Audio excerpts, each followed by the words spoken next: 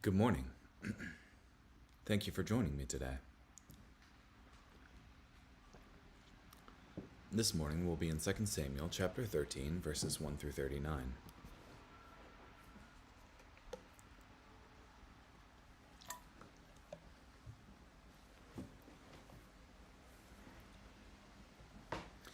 Now, David's son Absalom had a beautiful sister named Tamar.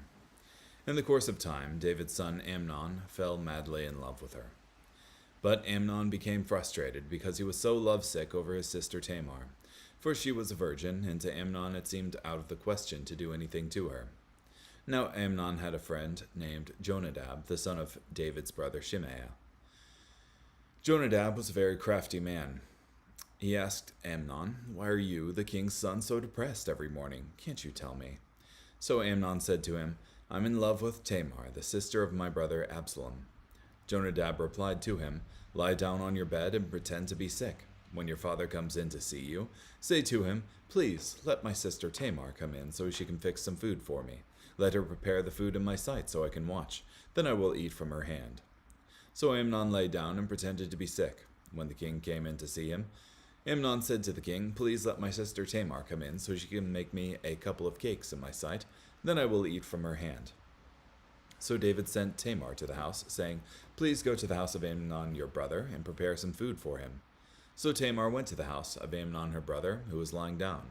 She took the dough, kneaded it, made some cakes, while he watched and baked them. But when she took the pan and set it before him, he refused to eat. Instead, Amnon said, "Get everyone out of here." So everyone left. Then Amnon said to Tamar, "Bring the cakes into the bedroom, then I will eat from your hand." So Tamar took the cakes that she had prepared and brought them to her brother Amnon in the bedroom. As she brought them to him to eat, he grabbed her and said to her, "Come on, get in bed with me, my sister." But she said to him, "No, my brother, don't humiliate me. This just isn't done in Israel. Don't do this foolish thing. How could I ever be rid of my humiliation? And you would be considered one of the fools in Israel. Just speak to the king, for he will not withhold me from you." But he refused to listen to her. He overpowered her and humiliated her by raping her. Then Amnon greatly despised her. His disdain toward her surpassed the love he had previously felt toward her. Amnon said to her, "Get up and leave." But she said to him, "No, I won't, for sending me away now would be worse than what you did to me earlier." But he refused to listen to her. He called his personal attendant and said to him, "Take this woman out of my sight and lock the door behind her." Now she was wearing a long robe, for this is what the king's virgin daughters used to wear. So Amnon's attendant removed her and bolted the door behind her. Then Tamar put ashes on her head and tore the long robe she was wearing. She put her hands on her head and went on her way, wailing as she went. Her brother Absalom said to her, "Was Amnon your brother with you? Now be quiet, my sister. He is your brother. Don't take it so seriously." Tamar, devastated, lived in the house of her brother Absalom. Now, King David heard about all these things and was very angry. But Absalom said nothing to Amnon, either bad or good. Yet Absalom hated Amnon because he had humiliated his sister Tamar. 2 years later, Absalom's sheep shearers were in Baal Hazor, near Ephraim. Absalom invited all the king's sons. Then Absalom went to the king and said, "My shearers have begun their work. Let the king and his servants go with me." But the king said to Absalom, "No, my son, we shouldn't all go. We shouldn't burden you in that way." Though Absalom pressed him, the king was not willing to go. Instead, David blessed him. Then Absalom said, "If you will not go, then let my brother Amnon go with us." The king replied to him, "Why should he go with you?" But when Absalom pressed him, he sent Amnon and all the king's sons along with him. Absalom instructed his servants, "Look, when Amnon is drunk, and I say to you, 'Strike Amnon down,' kill him then and there. Don't fear. Is it not I who has given you these instructions? Be strong and courageous." So Absalom's servants did to Amnon exactly what Absalom had instructed.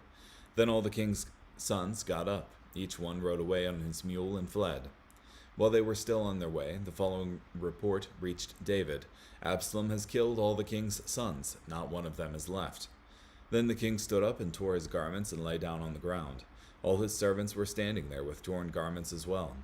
Jonadab, the son of David's brother Shimei, said, "My lord should not say they have killed all the young men who are the king's sons, for only Amnon is dead. This is what Absalom has talked about from the day that Amnon humiliated his sister, Tamar. Now, don't let my lord the king be concerned about the report that has come saying all the king's sons are dead. It is only Amnon who is dead. In the meantime, Absalom fled. When the servant who was the watchman looked up, he saw many people coming from the west on a road beside the hill. Jonadab said to the king, "Look, the king's sons have come. It's just as I have said." Just as he finished speaking, the king's sons arrived, wailing and weeping. The king and all his servants wept loudly as well. But Absalom fled and went to King Talmai, son of Ammihud, of Geshur, and David grieved over his son every day. After Absalom fled and went to Geshur, he remained there for 3 years. The king longed to go to Absalom, for he had since been consoled over the death of Amnon.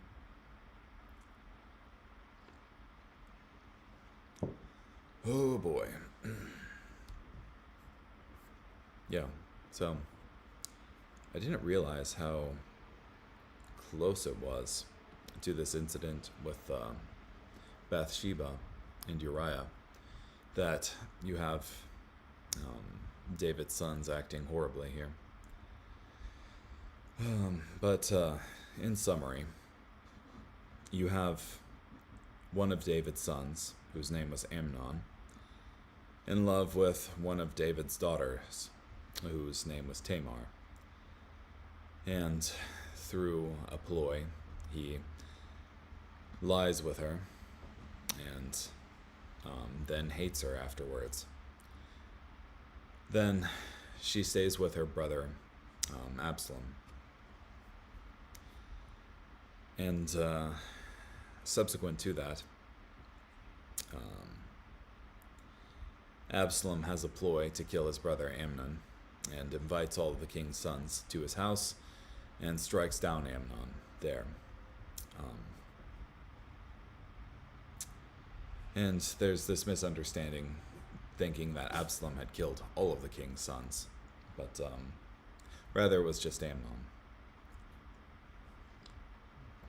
But it's interesting to me that after Amnon does this terrible thing, what is the king's response? In 2 Samuel 13:21, now King David heard about all these things and was very angry. And that's it.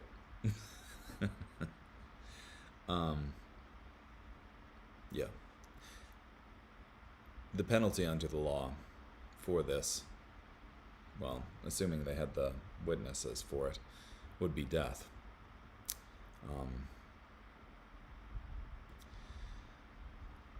But the king doesn't even say anything to his son Amnon regarding it. Yeah. And then you have the subsequent slaying of the king's son and Absalom fleeing the land, but David grieving over his son and longing to go to Absalom in verse 39 there. So David not the best at meting out punishment.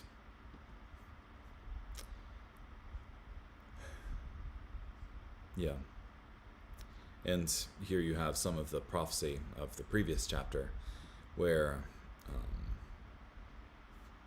Nathan says the sword will never leave your house type thing coming to pass. Let's see what Guzik has to say here.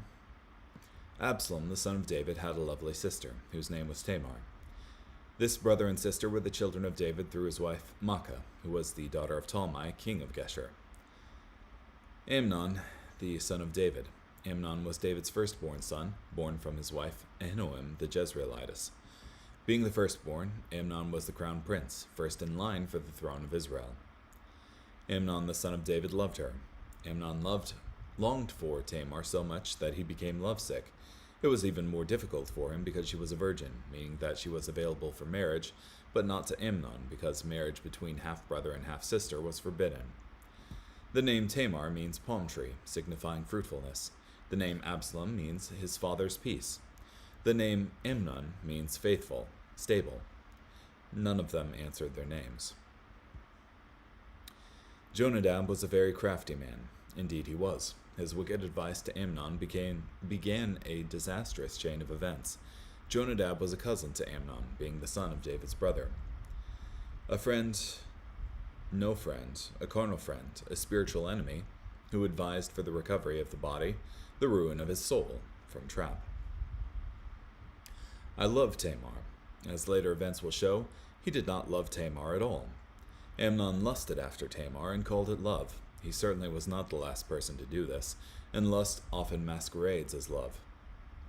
Yeah. If you love someone, you want the best for them. You don't want their destruction here. My brother Absalom's sister. If Absalom was my brother, then clearly Tamar was my sister. In his lust, Amnon did not allow himself to call Tamar his sister. Instead, she was Absalom's sister. The power of lust is strong enough to twist the way we see reality. Lie down on your bed and pretend to be ill. Jonadab advised Amnon to deceitfully arrange a private meeting with Tamar. He didn't need to say, and then force yourself on Tamar, because in their shared wickedness, Jonadab and Amnon thought the same wicked thoughts. Please let Tamar, my sister, come and make a couple of cakes for me. Amnon's behavior was clearly childish, and David indulged it. Amnon acted like a baby. It is childish to refuse food unless it is served the way we want it. Yeah, seems like David spoiled his children as well. From this and other passages, it appears that David was generally indulgent toward his children. This may be because he felt guilty that in having so many wives, children, and responsibilities of state, he didn't take the time to be a true father to his children. He dealt with the guilt by being soft and indulgent with his children. Amnon took Jonadab's wicked advice quickly and completely. It's too bad that men don't often respond to godly advice the same way. And David sent home to Tamar. This was what Amnon wanted. If he was alone with Tamar because David commanded it, then it gave part of the responsibility to David. But he refused to eat. Amnon showed by this that everything he told David was a lie. He continued the deception so he could force himself upon Tamar in the bedroom.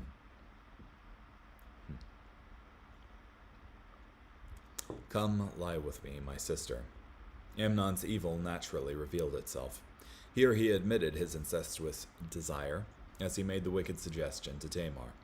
Amnon seems to be a spoiled prince who always took what he wanted. Do not do this disgraceful thing. Tamar easily saw how evil and disgraceful this was. Amnon could not see what was so plainly evident because he was blinded by lust. Where could I take my shame? And as for you, you would be like one of the fools in Israel. Tamar wisely asked Amnon to consider the results of his desire, both for her and for him. It would shame Tamar and reveal Amnon as one of the fools. Blinded by lust, Amnon would not see the inevitable result of his desire. There is something exceedingly tender and persuasive in the speech of Tamar, but Amnon was a mere brute, and it was all lost on him. From Clark. Yeah. Rather than heeding any advice, Amnon was completely lost to lust. Please speak to the king, for he will not withhold me from you. The law of Moses commanded against any marriage between a half-brother and half-sister. Tamar probably said this simply as a ploy to get away from Amnon. He forced her and lay with her. This was nothing but rape. Tamar did whatever she could to avoid this, and all the blame clearly rests on Amnon. And Amnon hated her exceedingly. This revealed Amnon's attraction for Tamar for what it was, lust, not love. Amnon was attracted to Tamar for what he could get from her, not out of concern for her. In many lustful relationships, there is a combination of both love and lust, but in Amnon's attraction there was only lust. In this single-minded lust, Amnon only built upon the example of his father David. David was never this dominated by lust, but he was pointed in the same direction. David's multiple marriages and his adultery with Bathsheba displayed this same direction. This is often how the iniquity of the fathers is carried on by the children to the third and fourth generations. A child will often model a parent's sinful behavior and will often go further in the direction of sin the parent is pointed towards. Yeah. I tend to think that the sin of our parents, when observed by the children, is modeled as the default behavior, and without a conscious push to get away from that, then that's what you'll fall into. The hatred with which he hated her was greater than the love with which he had loved her. Amnon had no real love for Tamar, only lust, and so he immediately felt guilty over his sin. Tamar was simply a reminder of his foolish sin. He wanted every reminder of his sin to be put far away. From Smith here, let me give a friendly, fatherly tip unto all of you young girls who may be in the position of Tamar, and that you have some fellow who's really pressing hard to have sex with you. He is the soul of kindness. He is very attentive. He calls all the time. He opens the door for you. He brings you flowers, but he's pushing hard for a sexual relationship. Don't give in. If you really love him, make him wait until you're married. If he really loves you, he will. Over and over, time and again, the fellow will press and press until he has taken you to bed, and that's the last you see or hear from him. You're no longer a challenge. He's conquered, and he's off for new conquests. If you really love him and want him, make him wait. If you really love God and love yourself, make him wait. Yeah.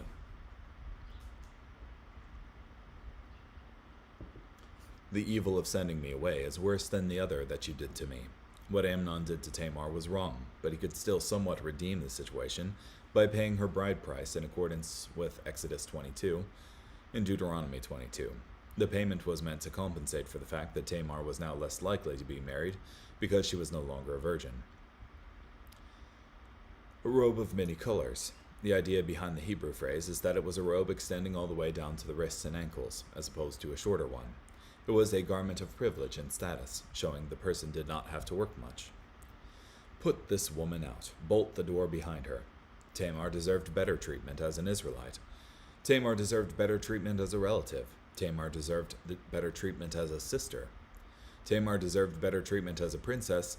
Despite all this, Amnon spitefully treated Tamar as this woman. Yeah. Lust doesn't have love in view. It merely has its own pleasure in view. Tamar put ashes on her head and tore her robe. Tamar correctly treated this as a calamity and did not hide the truth that a terrible crime was committed against her. She did not give place to the voice of shame, saying, "This was somehow your fault." Has Amnon your brother been with you? Amnon probably thought he had concealed his crime. Nevertheless, it was so obvious to Absalom that he immediately knew that Amnon was responsible. Yeah. That's difficult too, because it reflects poorly on David in that Absalom immediately knew that Amnon had followed through with his lust that apparently he had known about prior to this point in time, and nothing was done. Part of the blindness of lust leads the lustful man or woman to believe that his or her actions are not obviously apparent to others. Amnon was deceived by this blindness of lust. Tamar didn't go to her father David because she knew he tended to be indulgent to his sons, and he excused all kinds of evil in them. Yeah. Reminds me of, I think it was Hophni and Phinehas, that Eli indulged earlier, prior to David and Samuel. When King David heard all of these things, he was very angry. David was right to be angry, but he didn't do anything to either protect Tamar or to correct Amnon. It may be that David was conscious of his own guilt in a similar matter, and therefore felt a lack of moral authority to discipline his own son. If this was the case, it was a grave miscalculation on David's part. He could have said to Amnon, "I know the evil that results when we don't restrain our lusts and affections. This is something you must address and conquer in God's strength. Why did he not reprove him, at least very sharply, for this foul act? From Trap. Yeah. Even Eli reproved his sons. They say a man never hears his own voice till it comes back to him from the phonograph. Certainly a man never sees the worst of himself until it reappears in his child. From Mayor. Absalom spoke to his brother Amnon neither good nor bad. Absalom played it cool. His devious nature set the stage for future revenge. Nothing is more unsafe to be trusted than the fair looks of a festered heart. From Trap. Yeah, and Absalom certainly was festering in hatred towards Amnon. And David's lack of doing anything to Amnon probably exacerbated the situation here. After 2 full years, 2 years went by, but Absalom did not stop plotting the revenge of Amnon's sister against Tamar. Absalom had sheep shearers in Baal Hazor. Sheep shearing was a festive time, and it was natural that Absalom had a great feast and invited Amnon and all the king's sons. So he let Amnon and all the king's sons go with him. Absalom showed some of the same cunning we saw in Amnon. He asked David to allow Amnon and all the king's sons to come to the feast. This made David partly responsible for their meeting, just as Amnon got David to allow Tamar to visit him with food. When Amnon's heart is merry with wine, as a cunning killer, Absalom waited until Amnon was relaxed and vulnerable. Amnon probably came to the feast nervous about being with Absalom, but after a few cups of wine, he was relaxed. At that moment, Absalom gave the order to strike Amnon, and they murdered him. So the servants of Absalom did to Amnon as Absalom had commanded. God promised David that the sword shall never depart from your house. In judgment of David's sin, this is definitely a partial fulfillment of that promise. As David had committed adultery, made Uriah drunk, and then murdered him, so Amnon committeth incest, is made drunk, and is then murdered. From Trap. Absalom has killed all the king's sons, and not one of them is left. It is significant that David did not react to this news with disbelief. He sensed that Absalom was capable of such evil. David reacted with mourning instead of disbelief. Let not my lord suppose they have killed all the young men. Jonadab brought the good news to David that only Amnon is dead, and dead because he forced his sister Tamar. Jonadab probably hoped to gain favor with David by bringing this more favorable news, but God knew that Jonadab set the whole course of events in motion with his wicked advice to Amnon. The king and all his servants wept very bitterly. David is rightly grieved at learning of the death of his eldest son, the crown prince Amnon. Yet David's lack of correction against Amnon contributed to this murder. If David had administered biblical correction, according to Exodus and Deuteronomy, Absalom would not have felt so free to administer his own brutal correction. Absalom's fratricide would never have taken place if David had taken instant measures to punish Amnon. From Meir. And Absalom fled and went to Talmai, the son of Mihud, king of Geshur. Absalom did not go to a city of refuge because he was guilty, and the cities of refuge were only meant to protect the innocent. Absalom fled and went to Geshur. This made sense for Absalom because his mother's father was the king of Geshur. And King David longed to go to Absalom. After 3 years, the sting of Amnon's murder was not as sharp. David simply longed to be reconciled to Amnon again, without correcting his son for this evil. David's indulgence towards Amnon is repeated towards Absalom, and he will meet a similar end. Yeah. A lot to take from this passage, I think. First, I think it's a warning of lust. That lust promises pleasure. It promises fulfillment. It promises a good time. And ultimately, when Amnon was done with this act, he wasn't having a good time. He wasn't fulfilled and he wasn't satisfied. There was the guilt that remained. When we choose for ourselves what's right, rather than God's plan for marriage for us, it leads to consequences, sometimes really bad consequences. Amnon chose for himself here this path, deviating from God's plan of one man and one woman who aren't brother and sister here. Didn't get married and instead raped his sister. Lust will lead you down pretty ugly roads. So it's important to not give in to lust, to fight against it, for one. I think it's also important, too, as a father and as a ruler, to act justly when there's problems, when there's evil done. If justice isn't done in correcting the evil, then it causes more injustice to be done. And it certainly is discouraging for everyone. And it encourages more evil to be done because they see that there's no penalty for it.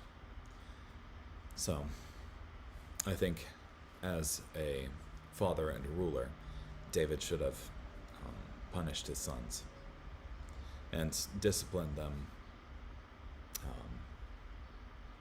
in accordance with what they needed.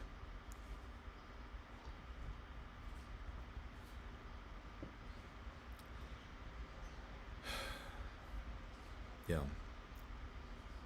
And I think, too, it wasn't right for Absalom to go and murder his brother.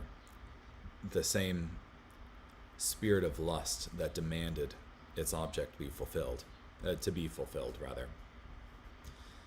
happened in Absalom, except in his case it was a burning rage towards his brother that demanded his brother's blood in order for it to be satisfied. But this drove him far away from his father, and